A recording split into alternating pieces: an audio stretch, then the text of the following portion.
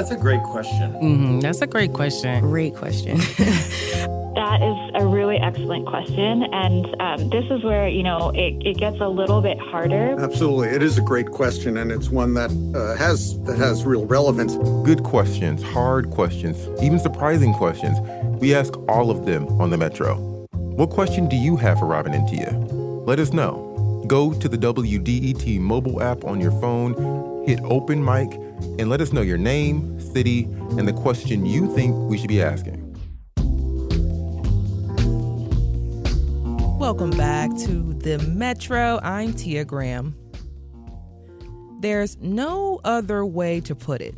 The Detroit Lions had an outstanding 2024. The team broke several franchise records, most wins in a season at 14, the longest winning streak at 11, and the highest point total in one season. But the team, like the fans, are hungry, ravenous for more. They want a Super Bowl. What do the Detroit Lions need to do to get to the highest place in the NFL and actually win it? Last week, the team's schedule was released. To discuss that now and all things Lions football, we have Jeremy Reisman here. He's the editor-in-chief of the Pride of Detroit news publication. And we do want to hear from you all first. How do you think the Detroit Lions will do this year? The number is 313-577-1019. Jeremy, welcome back to the Metro. Hey, thanks for having me. Of course, of course. So, Jeremy, what was your reaction to the Lions' schedule? I thought it was particularly difficult. Yeah, we kind of knew at the end of the season that, once you finish first place in your division, it means you're going to face first place teams in other divisions. And so we knew it was going to be a tough schedule. And I think what was interesting about it was you're not only going to both teams that participated in the Super Bowl, the Eagles and the Chiefs, but you are going to their city in prime time, in nationally televised stage. Those are, that's the price you pay for being a good football team. It's just you kind of hope at some point you get the Super Bowl before things get too difficult. I was just thinking about the Eagles, and I just said, oh my gosh, those fans, that fan base, good luck. I wouldn't wish that on my worst enemy. So what makes a schedule particularly hard or difficult, as you were just explaining a little bit? Yeah, it's not only facing teams that finished first place in their respective divisions, but the Lions' own division itself is quite difficult, right? You had the Minnesota Vikings finish 14-3 last year. The Green Bay Packers also made the playoffs. They're destined to be good again. And a lot of people are optimistic about the Chicago Bears, a team that obviously went through a lot of changes, hired the Lions' offensive coordinator, Ben Johnson, as their head coach. A lot of people are pretty optimistic about things are headed there. So your division games are already make up 6 of your 17 opponents. So that's almost it's over a third of their schedule already. Then you're playing a bunch of first place teams. You're also playing some pretty good divisions in the NFC East and the AFC North. So you put it all together. You're also playing on Thanksgiving and Christmas. And so it's a really unique schedule. And I think it reminds Detroit Lions fans of just how far they've come, because it wasn't that long ago in which playing on a Monday night seemed like something that happened every 10 years.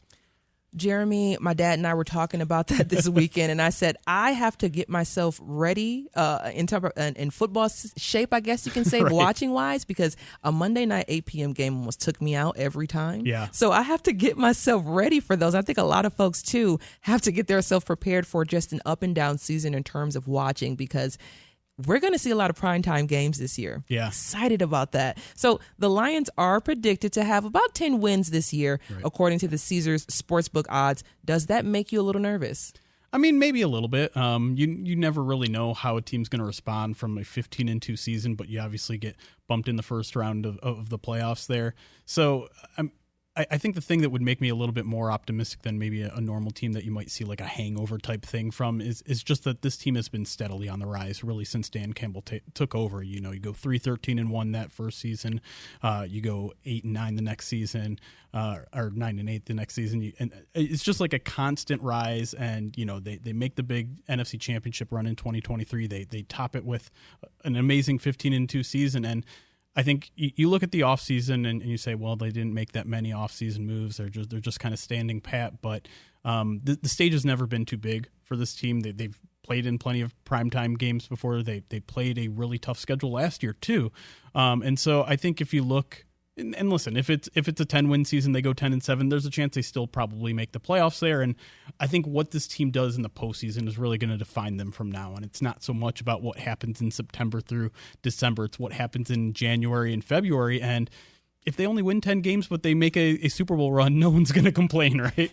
No one's gonna. I mean, as a Detroit sports fan, you're gonna hear the complaints, of course. But of course. You know, honestly, making it to the Super Bowl with 10-win season, I think any person would be excited about that. But Jeremy, last season the Lions were tied with the best record in the league. Yep. In order to get to do well in the playoffs and get to the Super Bowl, how important is it to repeat that kind of season? We were just talking about it just now. Yeah. Is that at all overrated? A little bit, yeah. I actually did a research project over the offseason looking at teams who won the number 1 seed, which is what the Lions did last year. They get a first round bye. You know, every single playoff game would have been at home if they had made a run to the Super Bowl. And I found that a shockingly amount of 1 seeds did not make it very far in the playoffs. That home field advantage maybe isn't as big as it used to be. Getting that first round bye, while obviously it means, you know, you have one less game you have to win to get to the Super Bowl, I think for a lot of teams they got a little rusty in that week off. I think the Lions needed it in particular last year with how injured they were. Yeah. But I would say regular season performance does not necessarily mean you're going to make a deep playoff run. Now, you know, the Eagles were the 2 seed. They made it as far as they did. I believe the Chiefs were the 1 seed. So, you know, it does help, no question about it, but it doesn't guarantee postseason success. So I think, you know, if you're a Lions fan, if you're maybe the Lions in particular, obviously you have to go and make sure you make the playoffs, and that's no easy feat. We've been in the city long enough to know that is not guaranteed, no matter how good you think the team is in the offseason. But it really, the standard has been raised so much that postseason performance is what's going to truly matter. And as long as you get into the dance, so to speak, I think that's really the main goal of what the Lions should be focusing on this regular season. Yes, and speaking of the Lions, in this season, the Lions are in the NFC North Division with the Minnesota Vikings, Chicago Bears, Green Bay Packers. Which team do you think has the easiest schedule? Oh, man. Well, it's tough because in general, the schedules are very much the same. Mm-hmm. You have to play the same. You're obviously all playing the NFC North. You're playing each other 2 times each per opponent, and then you're playing the same division. So every team is going to play every team in the NFC East. Every team is going to play every team in the AFC North. The difference is when it comes to the other 3 or 4 games that are set up in the schedule, and in those cases, you play the same teams that finished in their division the same place that you did. So the Lions are going to play, like I said before, a couple of first place teams. The Vikings are going to play a bunch of second place teams. The Packers are going to play third place teams, and then the Bears are going to play a bunch of fourth place teams. So just by that, you'd imagine that the Chicago Bears are probably going to have the edge there. But you also have to kind of keep in mind that going based on last year is not always the best way to assess how good a team is going to be. A lot of times, you look at the schedule right now, you look at like strength of schedule, which is based on last year's records. That turns out to be a much easier or much harder schedule than it looked at this point in the offseason, because there are going to be some surprise teams, some teams that are surprisingly, worse than expectations, some teams that are surprisingly better than expectations. So if you look at, just at the hard data right now, the Bears technically have the easiest schedule of the bunch, but it could look a lot different, once we get to September, December.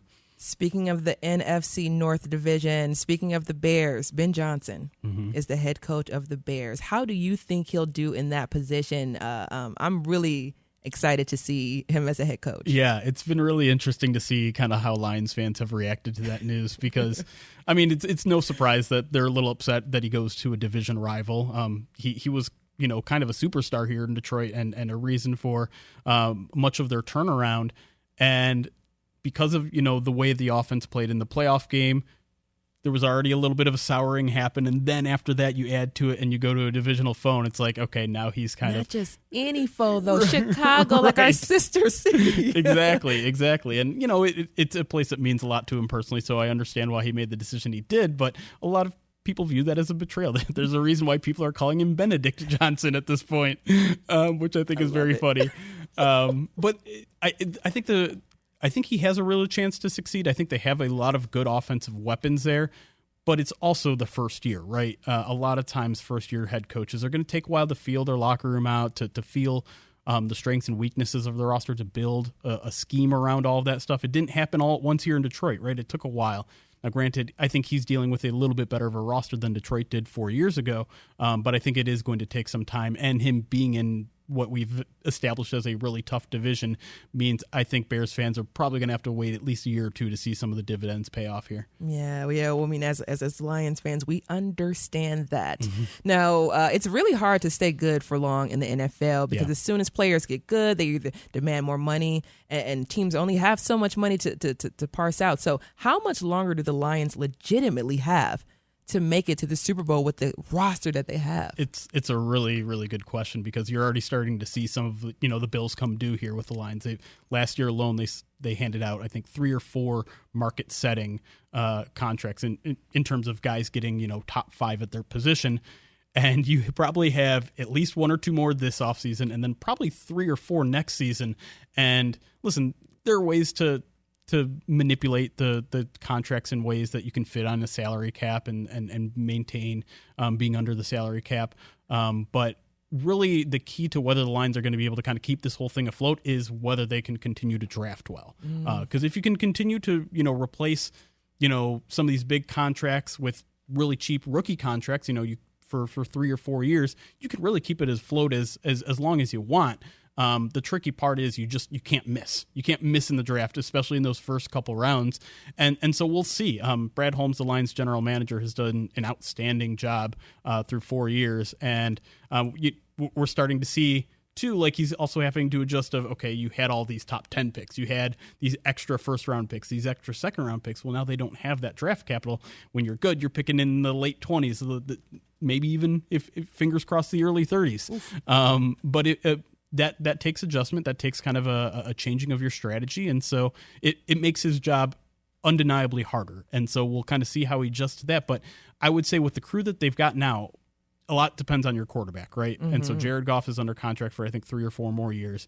I think that's as far as the bar goes for now, but I think it can be extended as long as the Lions continue to kind of go on the track that they are. Brad Holmes has been doing miracle work right now. I mean, watching Terrion Arnold and his growth, it was just really fun to watch him play. Yeah. We're talking about the Detroit Lions after their schedule came out last week. Our guest is Jeremy Reisman. He's the editor-in-chief of the Pride of Detroit news publication. And we do want to hear from you. How do you think the Detroit Lions will do this year? The phone lines are open. It's 313-577-1019. Now, you were just referencing draft picks, and we were talking about Brad Holmes and all the work that he's been doing. I do want to discuss the draft that they had a little bit ago. With the 28th pick in the 2025 NFL Draft, the Detroit Lions select Tyleik Williams. So who is this guy, and what do you make of this selection? Yeah, it's a really interesting pick. I think when you're thinking of first-round picks, you like to think about the quarterbacks, the wide receivers, the exciting positions. You don't normally think of 330-pound guys. But Tyleik Williams is a really interesting player because I think the Lions look at him a lot differently than some other teams did. Typically at that size, you're talking about a nose tackle, a guy that is in there to take on double teams, absorb blocks, maybe get a tackle or two here. They're not really pressuring the quarterback, things like that. And while the Lions value all of that and they'll lean into a lot of that because they do value stopping the run more than most teams, they've really said since the draft pick that they view him as a pass rusher too. They view him as a guy that can get to the quarterback.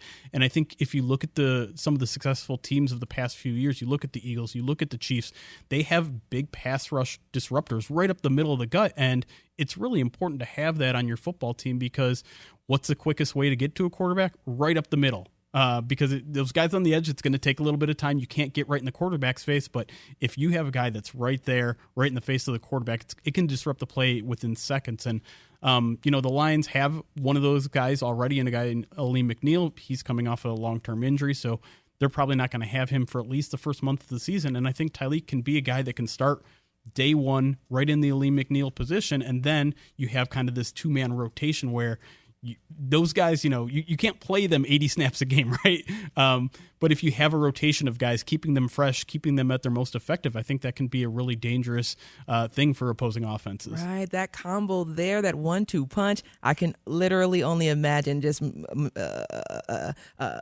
Aleem taking a step out, other guy coming in, right, and then it's just like you guys get no rest. Yeah. You can't breathe. You don't lose a step. No, I love that so much. So again, talking about the selections, let's turn to the second pick. Yeah.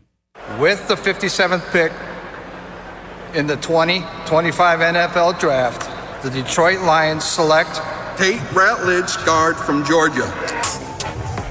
So again, who is this guy, and what do you make of this selection? Yeah, the Lions certainly like building through the trenches is what I learned from this pick, and it's something that the Lions have always talked about. So Tate Ratledge, offensive lineman from Georgia. They picked 3 guys from Georgia this year, which is kind of interesting in and of itself.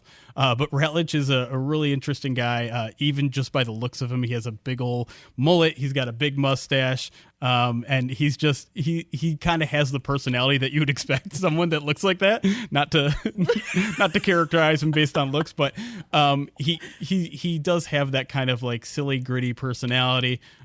He's probably going to play guard at the Lions with the Lions, but they've actually been playing him a little bit at center this offseason so far, and I think that's just kind of get him a little bit of versatility. You know, I don't think there's anything going on with the Lions' current center, Frank Ragnow, who they love, and I was literally going to say, what's wrong with Frank? No, nothing. That was kind of my first reaction to it. I'm like, I think what they want is just a versatile guy. They do have one guy that's like that in Graham Glasgow who can play center and guard. He's getting towards the end of his career. So I think the idea is there. Let's get a starting guard who has that versatility that can back up the center role so that he's kind of that guy that goes back and forth. That, you know, if Frank goes down with an injury, if they're, you know, happens to be like a contract dispute or anything like that, they have a guy that can slide in. They really view versatility on the offensive line as an asset. And this guy has played, like I said, almost right guard exclusively, but they really value his smarts. That was something. He was a captain at Georgia. He was honestly almost more of a leader than their quarterback was. And so having that sort of leadership, having that sort of intelligence gives them a lot of versatility, gives them a lot of options, and gives them a lot of hope that he's going to fit right here in the Lions culture. Jeremy, any person that's rocking a mullet and a mustache like you just subscribe, I think I'm going to listen to you. I think you got the confidence right? there already built in. I'm going to listen to what you're saying. So rapid fire really quickly. Just talking a little bit about the team this year. Yeah. What do you consider to be the team's weaknesses going into next season? Yeah, I think the weaknesses probably you're looking at that defensive line. There's a lot of guys coming back from injury. Not only Lee McNeil, but Aiden Hutchinson is obviously coming back from injury. I think he's fine at this point. Like, I think if they played next week, he'd probably look like himself. And now he's got 3 or 4 more months until we get there. But there's a couple other guys that are also coming off injury. Marcus Davenport is a guy that I think they're going to rely on a lot. But he's kind of had some injury issues in the past that he has to put aside. There are a couple other guys there that, either they're young, they're still developing. The potential, I think, of that room is really, really high, but it's kind of one of those things where everything has to fall into place. And, if you're looking at this roster, they've built it for 4.5 years now. If it sounds like I'm nitpicking, it's because I am. The team is really good. And so while I do like that defensive line room, I do think things can finally go in their way, given how much bad injury luck they had this year. Even with just like average injury luck, I think this defensive line is going to be a lot better. Jeremy Reisman is the editor-in-chief of the Pride of Detroit news publication. Jeremy, thank you so much for joining us on the Metro and talking about the Lions. Of course. Anytime.